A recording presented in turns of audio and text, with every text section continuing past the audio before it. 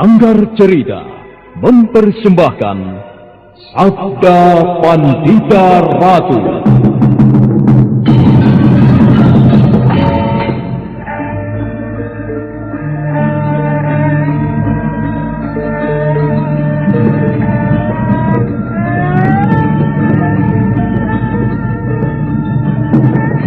Kureguk anggur Mahadewa, kucicipi madu sabdanya. Bumi ku remas dalam genggamanku, matahari dan rembulan ku telan dalam perutku. Dan Dedes, sukmamu telah kuraih, nafasmu ku senggama di bulan merah. Ku jelang cintamu, ku seret melanglang maya pada bak nirwana para dewa.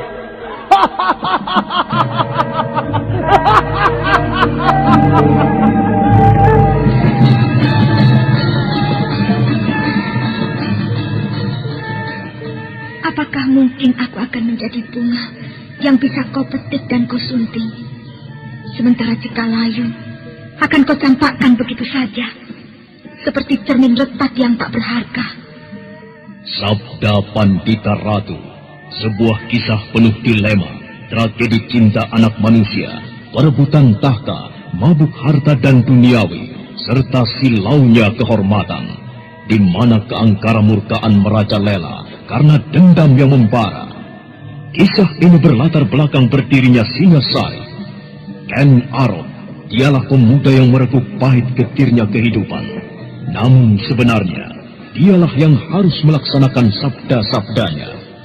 Perjalanan sengsaranya adalah awal untuk meraih keberhasilan, untuk menuju kejayaannya di saat Singasari berdiri.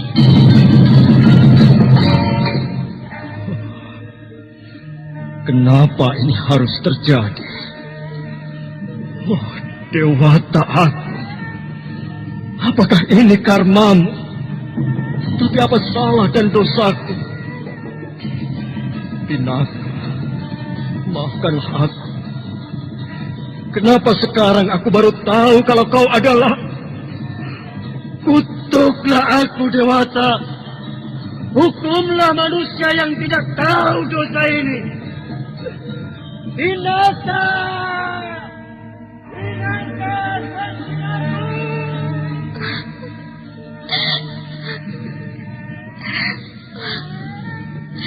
Beginikah perjalanan hidupku? Apakah aku harus menerima garis nasib yang penuh noda dan dosa? Dewata aku, kenapa kau berikan cobaan ini tidak ada habis-habisnya? Tunjukkan di mana letak keadilanmu.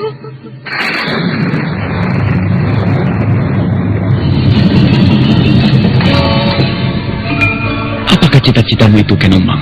Aku ingin mengubah nasibku. Aku bosan dengan kehidupanku selama ini yang terlunta-lunta, akrab dalam pelukan kemelaratan. Kadangkala aku berangan-angan, aku adalah seorang istri dari Patih. Bahkan lebih gila lagi, aku berangan-angan, andai kata aku adalah seorang permaisuri, maka akan terhapus semua masa silamku, terhapus lenyap, tidak bersisa semua kenangan buruk yang kumiliki. Itulah cita-citaku, Kakang Ken Arok. Bagaimana dengan kau, Kakang? Aku ingin menjadi seorang raja.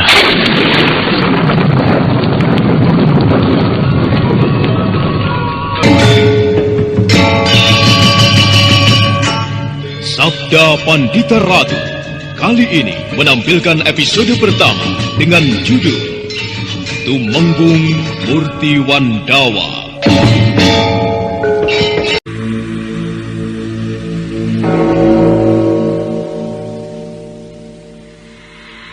Dalam memusatkan nalarnya, Haryo Panumping mencoba merambah daerah di sekitar ia berada. Dan dengan ketajaman panggraitanya dia berhasil menemukan bayang-bayang orang yang dicarinya. Setelah yakin letak orang yang dicarinya itu berada, segera dia membuka matanya kembali. Bagaimana, Paman? Oh, orang itu berada di sebelah sana. Ia sedang duduk di atas batu dan tengah memperhatikan kita. Ayo, kita dekati orang itu.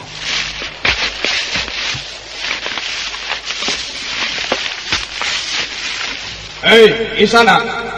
Aku tahu kau berada di depanku. Tidak ada gunanya menyembunyikan dirimu. Perlihatkan wujudmu. Dan marilah kita berbicara. Kau memang luar biasa, Haryo Panunting. Meskipun aku bersembunyi di balik tirai Aji Panglimunan, namun kau langsung bisa menebak di mana aku berada. Tapi aku tidak yakin. Apakah kau benar-benar mampu melihatku atau tidak?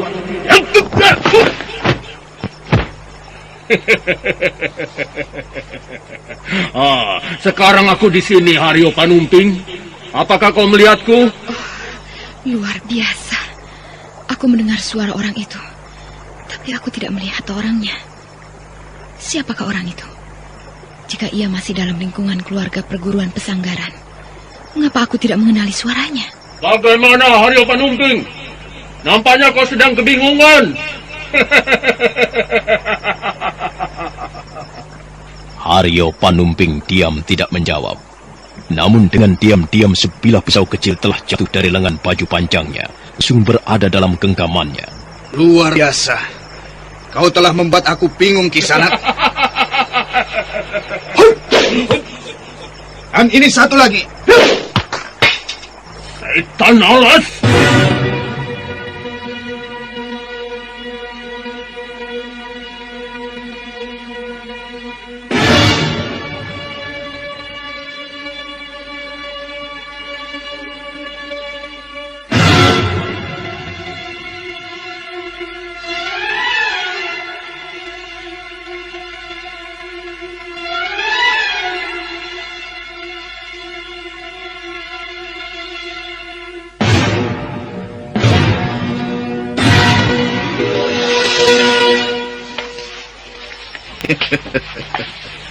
Terima kasih, Kisanak.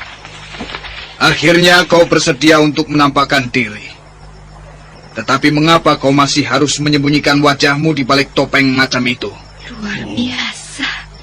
Meskipun orang itu tidak kasat mata, ternyata Paman Haryo Panumping dapat melepaskan pisau kecilnya terbang mengarah orang itu. Bagaimana? Apakah kau keberatan membuka penutup wajahmu? Bukan urusanmu. Baiklah, aku tidak memaksa. Akan tetapi ada beberapa hal yang harus kita selesaikan. Pertama, kembalikan kitab pusaka Palawariung Laut yang telah kau curi. Hei, mengapa kau tertawa, Kisana? Hampir 1 tahun Surya, aku telah mengambil pusaka itu dari ruang perbendaharaan pusaka di bawah tanah. Tetapi baru sekarang ini aku melihat orang yang geger kecurian. Betapa lucu dan sangat menggelikan sekali. Haryo Panumping, aku mengundangmu ke bendungan ini tidak untuk menyerahkan kitab pusaka itu kepadamu. Kitab itu sudah tidak berguna untukmu. Kitab itu telah aku serahkan kepada orang yang paling berhak, yang berhak atas perguruan ini, dan itu berarti bukan kau, Haryo Panumping. Kau tidak pantas menjadi pimpinan perguruan Pasanggaran yang besar ini, karena kau terlalu kerdil. Oh, begitu. Lalu siapakah yang pantas menduduki kursi pimpinan perguruan setelah Ki Ageng mengundurkan diri? Engkaukah? Bukan aku. Aku pun tidak pantas. Lalu siapa? Sebutkan. Siapa menurutmu yang pantas? Orang yang akan aku sebutkan itu untuk menduduki jabatan pimpinan perguruan Pasanggaran ini. Bukan karena pantas atau tidak pantas, tetapi karena ia berhak. Nah, dengar baik-baik, Haryo Panumping. Orang itu adalah Hesti Rajasa.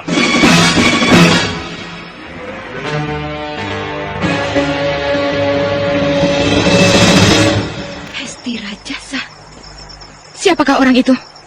Selama ini, nama itu belum pernah aku dengar. Kau pasti belum pernah mendengarnya, Kensi. Karena persoalan ini adalah persoalan yang menyangkut sebuah peristiwa jauh sebelum kau lahir ke dunia ini. Oh, jadi kau berdiri di belakang orang-orang yang tidak pantas lagi disebut di perguruan Pesanggaran. Karena perbuatan celah yang pernah dibuatnya. Nah, buka ketukmu itu ke sana. Aku ingin tahu Siapa kau sebenarnya? Oh, tidak ada gunanya, Aryo Penumping. Janganlah kau bermimpi menjadi pucuk pimpinan perguruan, karena seorang anak muda yang paling berhak menduduki jabatan itu saat ini tengah menggembleng diri di kawah Candra di Muka, di Kahyangan sana. Untuk kelak pada saatnya nanti akan datang mengambil haknya yang telah dicuri oleh Ki Ageng Pesanggaran. Kensiwi, menepilah. Biar aku hajar orang yang tidak tahu diri ini. Tunggu, Penumping. Ayah!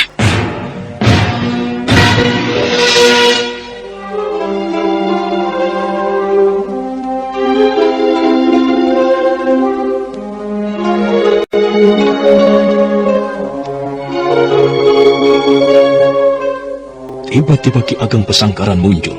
Haryo Panumping dan Kensiwi Nareswari terkejut, namun justru membuat hatinya menjadi senang.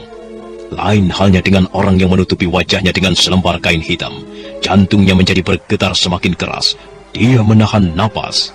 Haryo Panumping, aku minta tahanlah kemarahanmu itu. Aku ingin mengajaknya berbicara.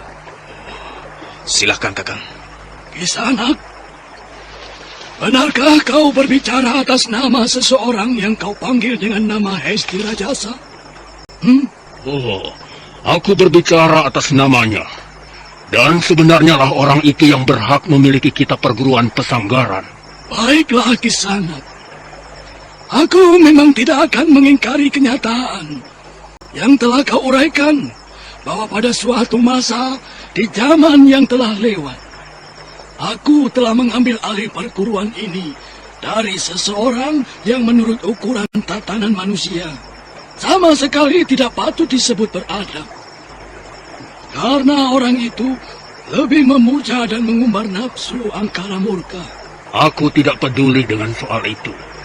Yang aku pedulikan adalah perguruan Pesanggaran harus kembali ke tangan orang yang paling berhak. Baiklah, segala sesuatunya terpulang kepada seluruh murid dan para cantrik. Apakah mereka akan menerima kembali garis keturunan Boja Pradata yang kau sebut bernama Hesti Rajasa itu?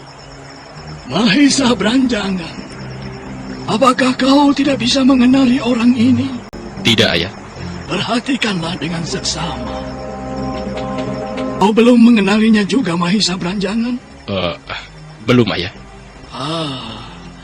Bagaimana denganmu, Kensiwi? Apakah kau juga mengalami kesulitan untuk mengenalinya? Aku tidak bisa mengenalinya, Ayah. Kalau kau, Haryo Panumping, Aku telah mengenalinya, Kakang.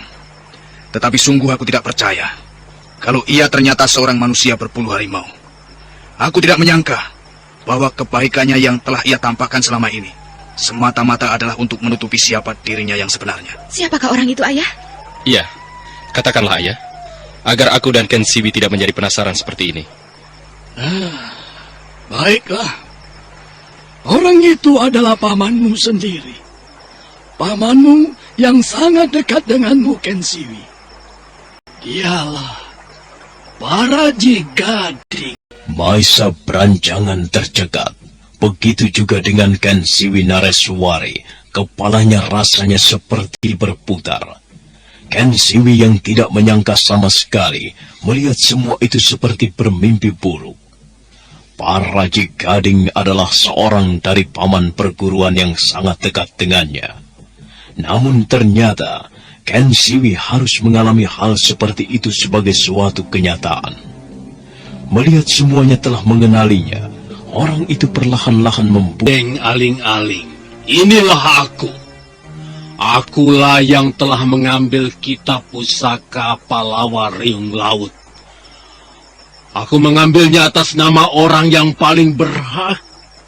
Dan sekarang, apa yang akan kalian lakukan terhadapku? Kalian akan menganggapku sebagai pencuri?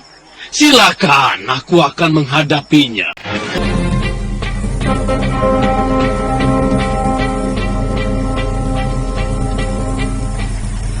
Apa jawabmu, Kanigara?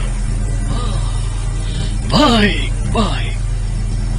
Aku tahu semua yang kau persoalkan adalah sekedar alasan saja. Aku tidak akan ingkar. Nah, katakan, di mana dan kemana aku harus datang memenuhinya? Akhirnya maksudku yang sebenarnya kau mengerti juga, Kanigara. Kami siap menunggu di purnama yang akan datang di atas air terjun Kambangayun. Nah, selamat tinggal. Jangan dikejar, Haryo Panumping. Ayo kita tinggalkan tempat ini.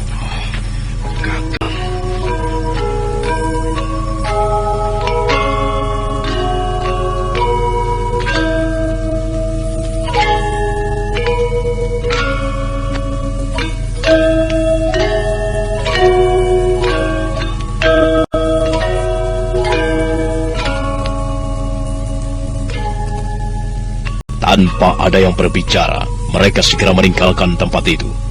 Pada waktu yang bersamaan di tempat lain yang tidak begitu jauh dari tempat mereka, Kameswara terbengung-bengung mengalami peristiwa yang baru saja berlalu.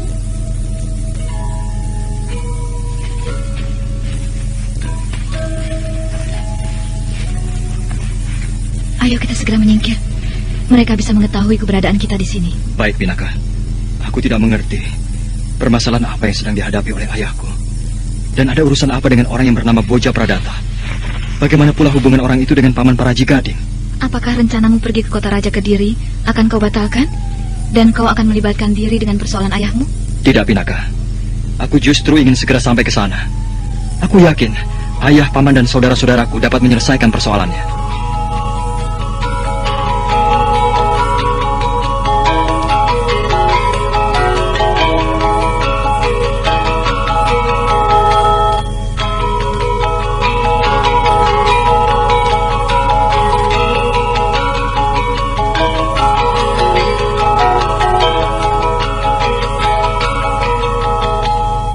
Seiring garis kodrat, seirama kehendak alam, apa yang sudah ditulis dan yang diinginkan oleh Sang Pencipta alam, Pencipta bumi dan langit beserta segala isinya, yang terjadi akan terjadi.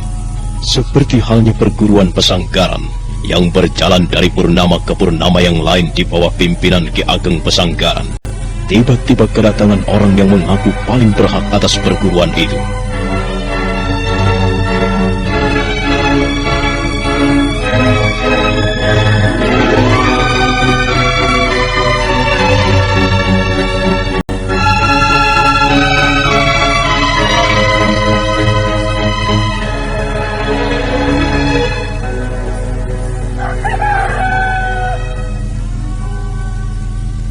Sementara itu Ki Ageng Pesanggaran bersama adiknya yang bernama Haryo Panumping duduk di pendopo sambil menikmati wedang jahe yang disediakan oleh para cantri.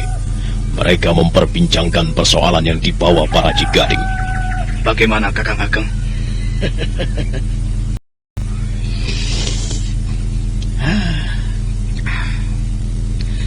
Sebut namaku yang sebenarnya, Haryo Panumping. Oh iya, baik, Kakang Kanigara. Bagus.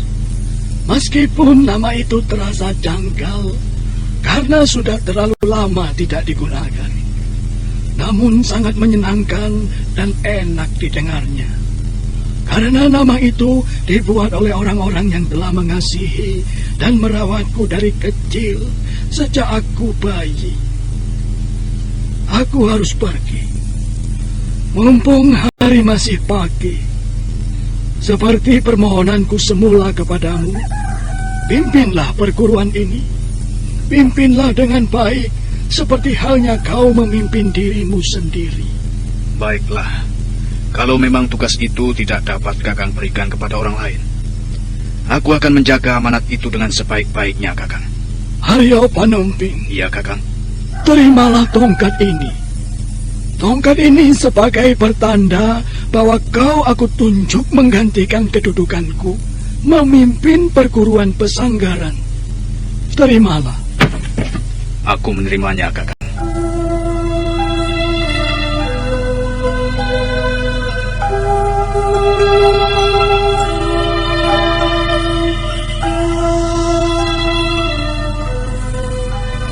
Aryo Panumping segera berjongkok dengan tangan ditengadahkan ke atas.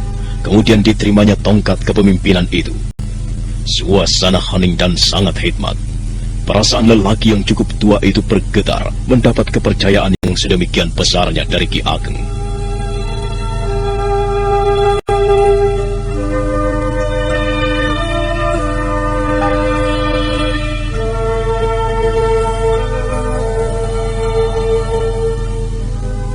Di luar langit sangat cerah. Sang matahari yang bertengger dari arah timur memancarkan sinarnya menembus mega-mega yang berarak. Pantulan sinar yang berwarna merah menerangi dan menghangatkan tubuh Ki Ageng yang melangkah keluar. Tubuh lelaki tua itu menuruni pendopo dengan perlahan-lahan. Di belakangnya Haryo Panumping mengikuti untuk melepas kepergiannya dengan perasaan haru.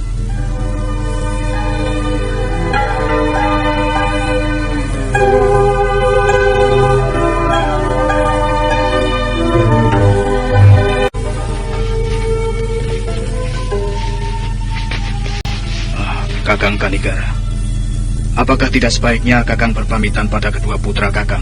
Tidak, Haryo Panumping. Mereka akan menjadi beban berat di hatiku. Biarlah mereka mengetahui kepergianku setelah aku sudah meninggalkan tempat ini. Baiklah, aku akan menyampaikannya, Kakang.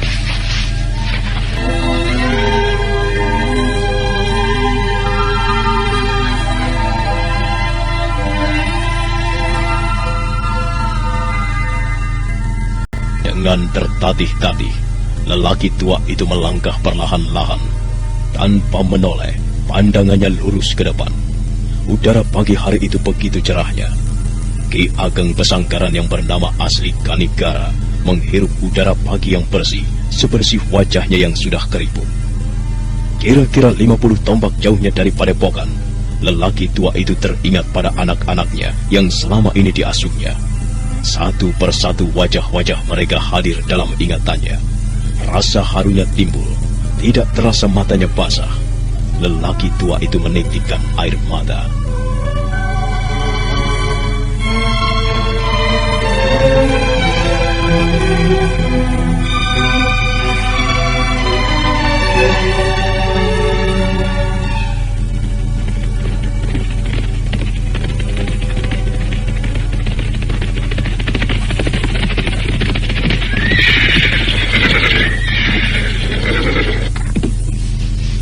Kameswara, kita berhenti. Ada apa, Pinaka yang cantik? Kau bilang apa, Kameswara? Aku bilang kau cantik. Jangan macam-macam. Macam-macam? Apa maksudmu dengan macam-macam? Aku mengatakan yang sebenarnya, apa adanya. Aku bilang cantik karena kau memang cantik. Apa salah kalau aku mengatakan begitu? Boleh aku bertanya sesuatu kepadamu? Tentang apa? Aku mencintai seorang gadis. Tetapi sedari kecil, gadis itu telah diikat dalam tali perjodohan dengan orang lain. Bagaimana dengan kamu? Apakah kau juga termasuk gadis yang mengalami kisah seperti gadis itu, Ratu? Jangan panggil aku Ratu. Namamu kan Pinaka Swasti Ratu. Panggil aku dengan nama lain. Baiklah. Bagaimana, Pinaka? Aku tidak diikat dalam perjodohan dengan siapapun. Aku orang bebas. Pernahkah kau mencintai seorang lelaki?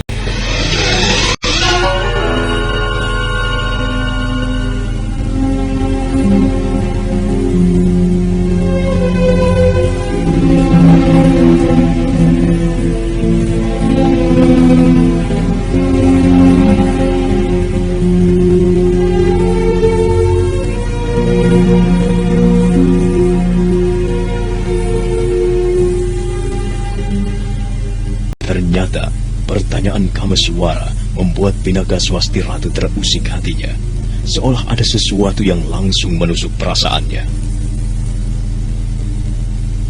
Kenapa kau termenung, Pinaka? Tidak, Kameswara. Baiklah, aku akan ceritakan tentang sesuatu kepadamu. Ceritaku ini semata-mata karena aku merasa sangat berat menahan beban yang mengendap dalam kalbuku yang paling dalam. Tetapi ingat, sampai detik ini, aku mencintai seorang laki-laki. Aku sangat mencintainya. Dan aku menginginkan lelaki itu menjadi suamiku. Kau boleh mengatakan aku ini manusia yang tidak wajar karena berkeinginan aneh. Mengapa kau katakan aneh? Bukankah seorang wanita mencintai seorang lelaki itu sesuatu yang wajar. Lelaki yang aku angan-angankan menjadi suamiku dan menjadi ayah dari anak-anakku yang akan aku lahirkan adalah ayahku sendiri. Apakah aku tidak salah dengar? Ayahmu kau angankan jadi suamimu? Benar, Kameswara. Apakah kau sadari bahwa hal yang kau inginkan itu sangat keliru dan aib sekali? Justru itulah yang telah membuat aku menjadi tersiksa. Tetapi aku mempunyai alasan untuk mencintai ayahku sendiri.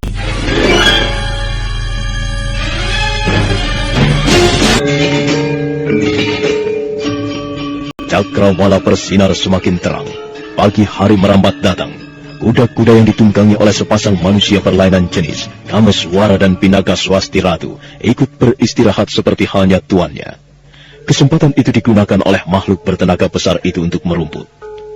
Pinaka Swasti Ratu tidak merasa segan menceritakan kisah yang dialaminya.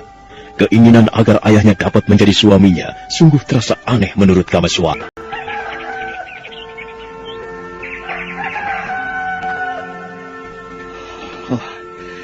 Sulit untuk dimengerti. Bagaimana mungkin di dalam hatimu bisa tumbuh perasaan semacam itu? Mengapa kau bisa berpikir tidak wajar seperti itu? Kau mengatakan tidak wajar? Ya, tidak wajar. Ya, memang tidak wajar. Bahkan andai kata aku tanyakan kepada orang lain, mungkin orang itu akan mengatakan, aku telah dihinggapi penyakit gila atau tidak waras. Kameswara, selama ini orang yang paling dekat dengan diriku adalah ayahku. Orang yang paling aku kagumi karena kesabarannya. Orang yang paling aku kagumi karena ketulusan cintanya kepada ibuku yang telah lama sekali pergi. Ibuku meninggal karena melahirkan aku. Dan sejauh ini, sepanjang usiaku sendiri, ayahku tetap tidak bisa melupakan ibuku. Selalu menyebut nama ibuku sepanjang waktu, seakan-akan menjadi bagian dari setiap desah nafasnya. Ibuku bernama Luh Saraswati. Konon, ibuku masih mengalir garis keturunan Prabu Airlangga.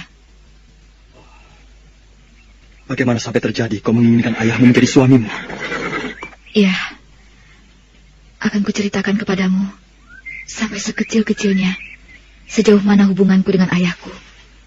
Dengan harapan kau dapat mengerti dengan jelas duduk persoalannya.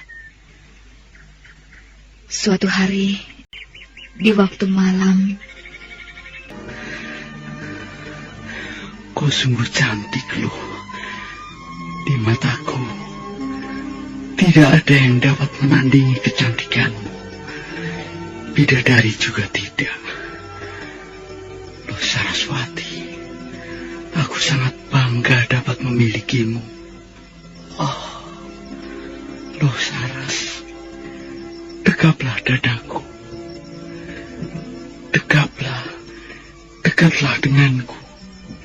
Jangan kau pergi, Luh Saras. Ayah meninggal. Ayah menyebut-nyebut nama ibu. Luh, kasihan ayah. Dengan rasa iba, Pinaka Swasti Ratu mendekati ayahnya. Dipandanginya ayahnya, dan dengan perlahan-lahan digenggam tangannya. Luh Saras, tanganmu begitu lembut. Lembut bagaikan sutra. Luh, tanganmu adalah tanganku, karena kau milikku. Luh Saras, Luh Saras. Ayah mencium tanganku. Aku dianggapnya ibu. Bagaimana ini?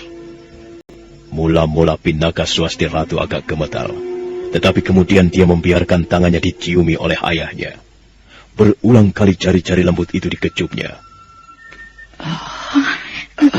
Ayah memeluk diriku.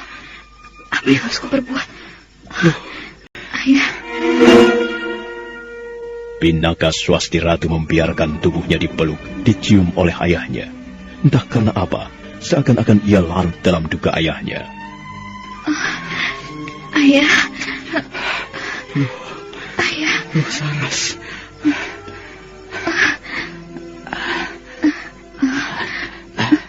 Luh Saras. Luh Saras. Wajahmu begitu indah. Aku sangat mencintaimu, Saras. Ayah. Ayah.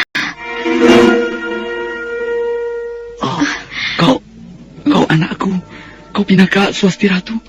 Apa yang telah ayah perbuat? Ayah. Tiba Galuh Urang, ayah Pinaka Swasti Ratu tersentak kaget. Matanya terbelah lebar-lebar. Ia tidak mengerti apa yang telah diperbuatnya di hadapan seorang wanita tanpa busana yang diam terpana. Dia sadar, ternyata yang dicumpuinya bukan istrinya, melainkan anaknya. Kemudian Galuh Urang bangkit dari tempat tidurnya. Para dewa, apa yang telah aku perbuat terhadap anakku? Ampunilah aku.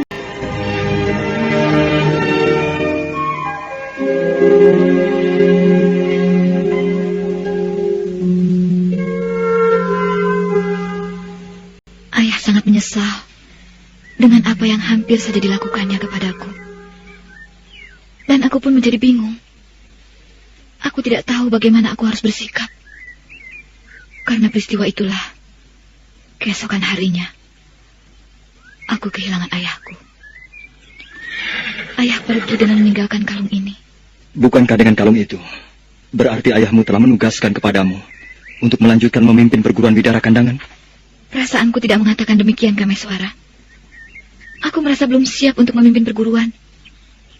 Tapi aku harus menerimanya selama ayahku ada. Kelak kalau ayah telah berhasil aku temukan, kalung ini akan aku kembalikan kepadanya. Oh, pengalamanmu sangat menarik sekali, Pinaka. Dan aku bisa memaklumi kalau di dalam hatimu tumbuh perasaan semacam itu. Namun, mungkin ada manfaatnya bila aku memberimu nasihat untuk tidak terlalu berlarut-larut kau dihinggapi oleh sikap yang jelas tidak benar.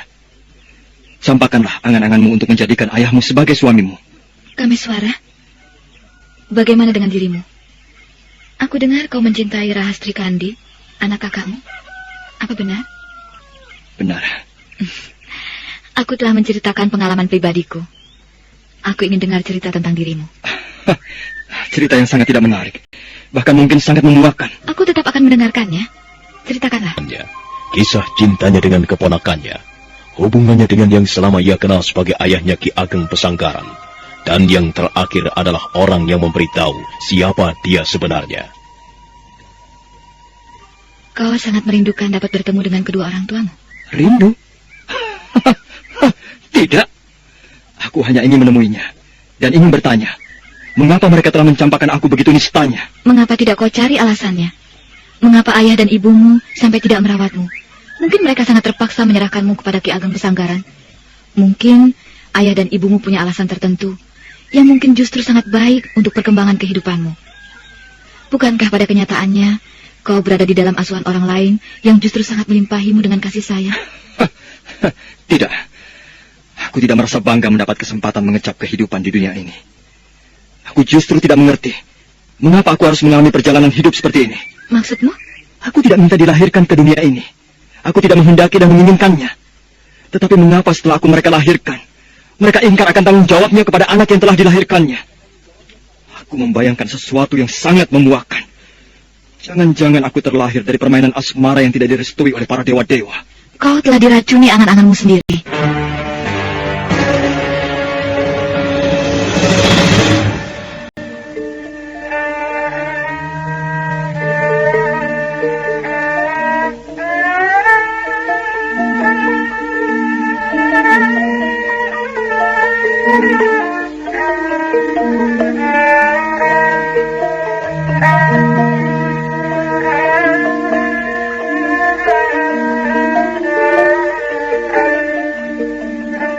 Kau melihat ayahmu, Rahastri?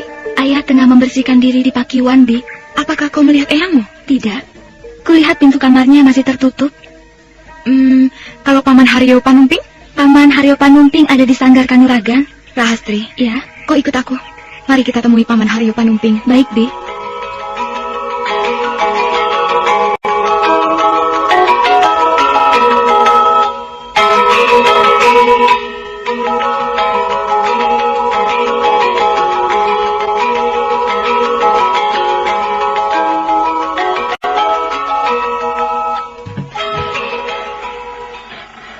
Paman? Ada apa, Kensiwi? Maaf, Paman. Aku ingin bertanya soal ayah. Ayahmu telah pergi, Kensiwi. Jadi, benar ayah telah pergi? Benarkah itu? Ah, kenapa ayah tidak memberitahu aku? Kenapa, Paman? Sudahlah, Kensiwi. Jangan merasa khawatir yang terlampau berlebihan. Ayahmu tidak sedang pergi untuk sesuatu yang membahayakannya. Paman bohong. Pasti ayah pergi untuk menemui Boja Pradata yang disebut-sebut oleh Paman Paraji Gading. Pasti ayah pergi ke atas air terjun Kambang Ayun. Untuk keperluan apakah, Paman? Katakan, Paman. Katakan. Bibi.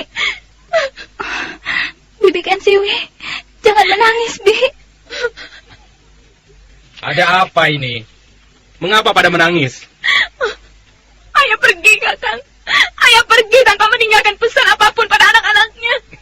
Sedangkan Paman Haryo Panumping tidak mau cerita pun. Aku tidak akan membiarkan ayahku menghadapi bahaya sendiri. Meski aku belum tahu di mana letak Kambang Ayun, aku akan mencarinya.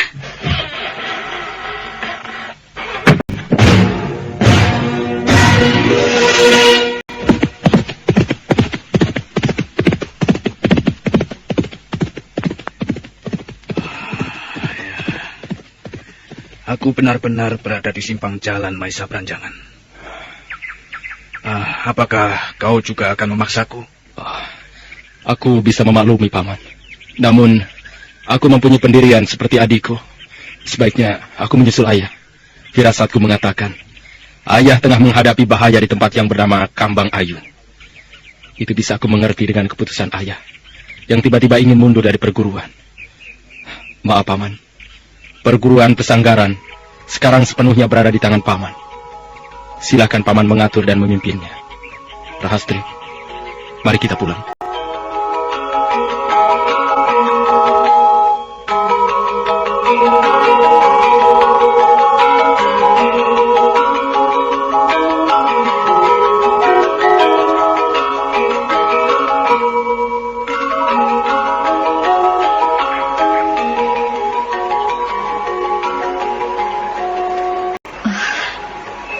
Segar sekali. Air sungai ini dingin, tetapi rasanya menyegarkan sekali. Pinaka Swasti Ratu yang sedang mandi di sungai sama sekali tidak menyadari ada seseorang yang mengendap-endap, bahkan berhasil mengambil pakaiannya. Sedemikian terlenanya dia dengan sejuknya air sungai.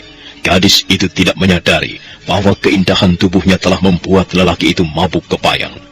Gadis itu terkejut bukan kepalang ketika akhirnya dia mengetahui ada seseorang yang sedang memperhatikannya.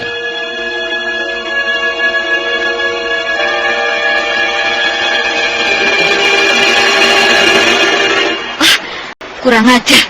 Siapa kau? Mengapa kau membenamkan diri ke dalam air, Cahayu? Kau tidak akan kehilangan secuil pun dari tubuhmu kalau kau tetap memamerkannya kepadaku. Para cetak alas, pergi kau! Pergi? Jangan. Bagaimana kalau aku ikut mandi saja? Ngajar, pergi kau! Sayang sekali, Cahayu. Aku sudah kebacut kasmaran dengan keayuanmu, kecantikan tubuhmu. Sayang dan mubazir sekali kalau kecantikan itu tidak dinikmati. Jadi, ada kawanmu di sekitar sini. Suruh dia datang ke sini, biar aku hajar dan aku ikat. Agar dia dapat melihat bagaimana aku berenang bersamamu.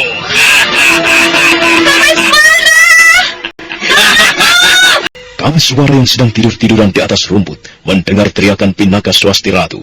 Panca inderanya yang terlatih membuat pemuda itu begitu sigap dan segera melompat mendekati sungai di mana Pinaka Swasti Ratu sedang kalang kabut menghadapi pemuda berandalan yang memperhatikan tubuhnya terus-menerus sambil tertawa-tawa.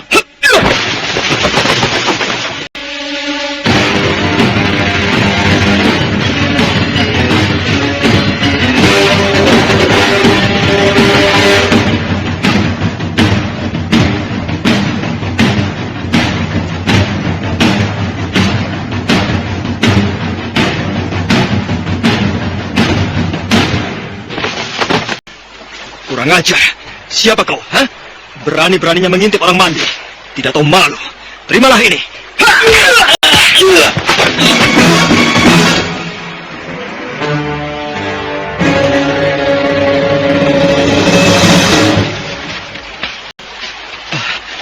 tidak apa-apa, Pinaka? Jangan melihat ke arahku. Oh, Kalau kau berani melihat, aku akan menganggapmu kau sama dengan orang itu. maaf, Pinaka. Aku lupa bahwa kau tidak mengenakan pakaian. Baiklah, aku akan kembali ke tempatku menunggu. Tunggu, kau harus mengambilkan pakaianku dulu. Bukankah itu berarti... Jangan bingung Kameswara. Kau berjalan mundur dan pejamkan matamu.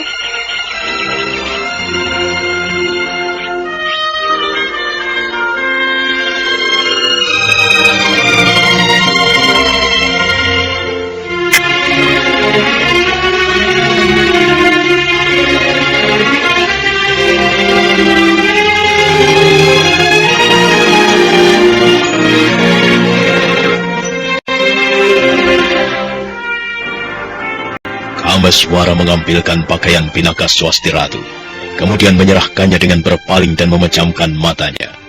Setelah Kameswara pergi, gadis itu segera mengenakan pakaiannya. Laki-laki hidung belang, tidak tahu diri, bikin susah saja. Kemampuannya tidak seberapa, tapi sok tahu. Dasar tidak berpendidikan. Orang itu masih pingsan.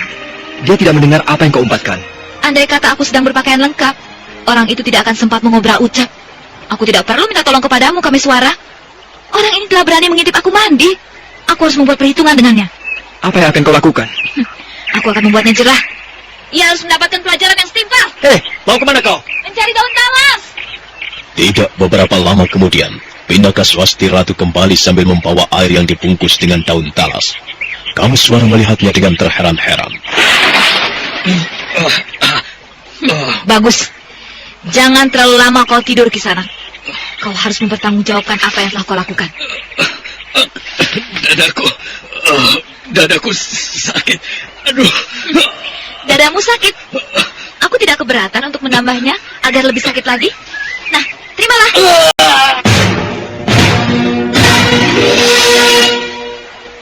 Orang itu menggelepar-gelepar kesakitan.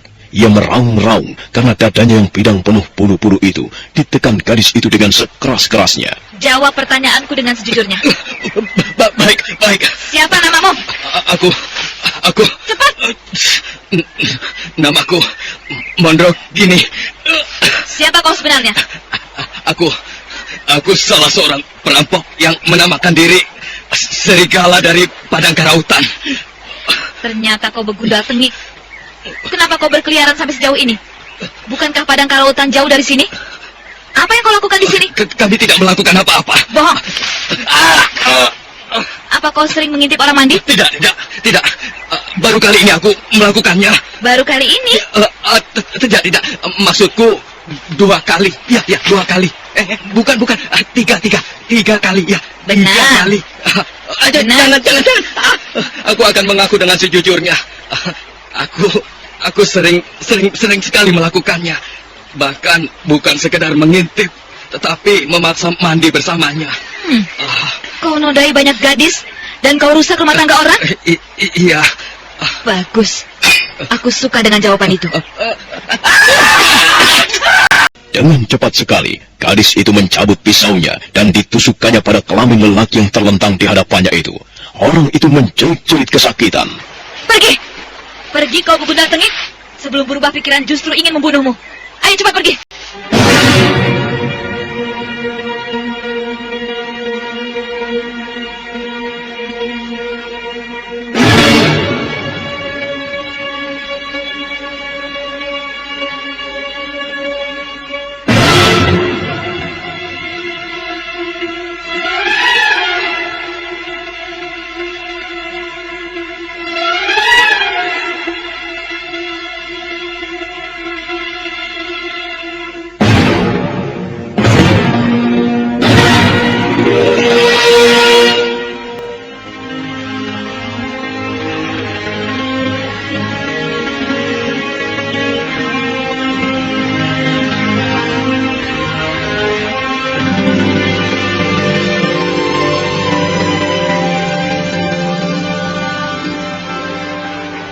Mengapa kau begitu ganas, Pinaka?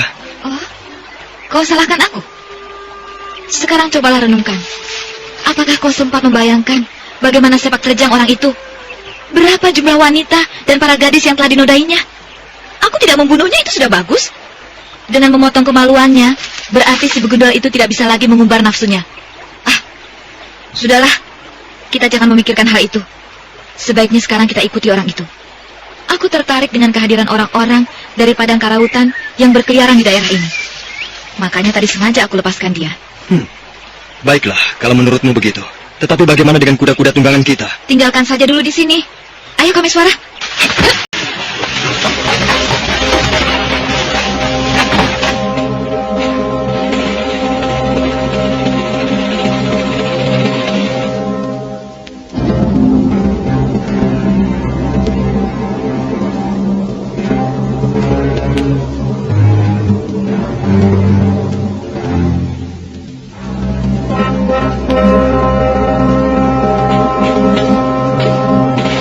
Kameswara dan Pinaka Swasti Ratu melompat ke atas dahan pohon untuk memperhatikan apakah keberadaannya di tempat itu ada yang memperhatikan.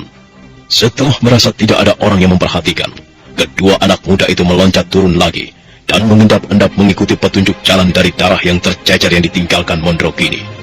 Tidak berapa lama kemudian, Mondrokini yang berjalan sambil meraung-raung kesakitan telah nampak oleh mereka berdua. Ternyata, tidak jauh dari tempat kedua anak muda itu berada, di antara padang ilalang, hamparan tegalan yang luas, berdiri sebuah tenda besar. Ternyata benar dugaanku. Orang itu tidak sendirian. Perampok-perampok dari padang karautan yang menamakan diri mereka Serigala Karautan biasa berkelompok. Mereka mendatangi Mondrokini. Kameswara, mari kita buat mereka kocar-kacir. Aku sangat muak kepada begundal-begundal itu. Pinaka, bukan aku bermaksud tidak menyetujui harus berurusan dengan mereka. Akan tetapi kau sendiri tengah melakukan perjalanan yang membutuhkan waktu.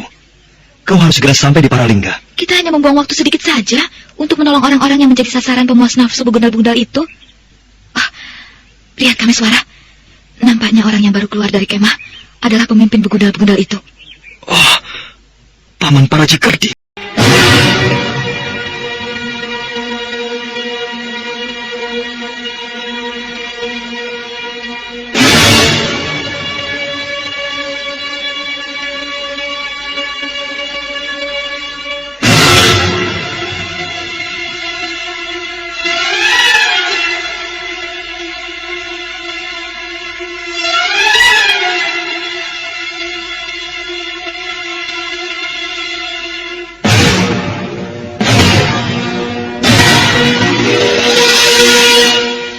Mata Kameswara terbelalak. Meskipun Kameswara mengucap matanya berkali-kali, namun yang dilihatnya adalah pamannya sendiri, tetap Parajigading. Orang itu pamanku. Orang yang semalam kita lihat di bendungan. Aku tidak menyangka kalau paman bergaul dengan mereka. Pinaka, kau yakin kalau mereka adalah begundal dari padang karautan? Iya, aku yakin. Lalu mengapa pamanku bisa bersama mereka? Menilik keadaannya, itulah sikap pamanmu sebenarnya. Apa yang kau lihat selama ini adalah kepalsuannya. Melihat keadaan pemuda yang berkacak pinggang di sampingnya, barangkali orang itu yang disebut-sebut Hesti Rajasa. Iya, agaknya memang demikian. Kedua anak muda itu melihat Mondrokini yang bersimbah darah memuding ke arah di mana ia dilukai. Kemudian Parajigading bersama pemuda di sampingnya itu, serta beberapa orang lainnya, bergegas menuju arah yang ditunjuk Mondrokini. Melihat mereka akan melewati tempat mereka berada, kedua anak muda itu segera membenamkan diri ke dalam rimbunnya alang-alang. Nah, apa yang akan dilakukan Kameswara dan Pinaka Swasti Ratu? Mengapa Parajigading berada di antara mereka yang menamakan dirinya Serigala dari Padang Karautan? Saudara pendengar, untuk mengetahuinya, silakan menunggu kelanjutan kisahnya dalam seri berikutnya. Sampai jumpa.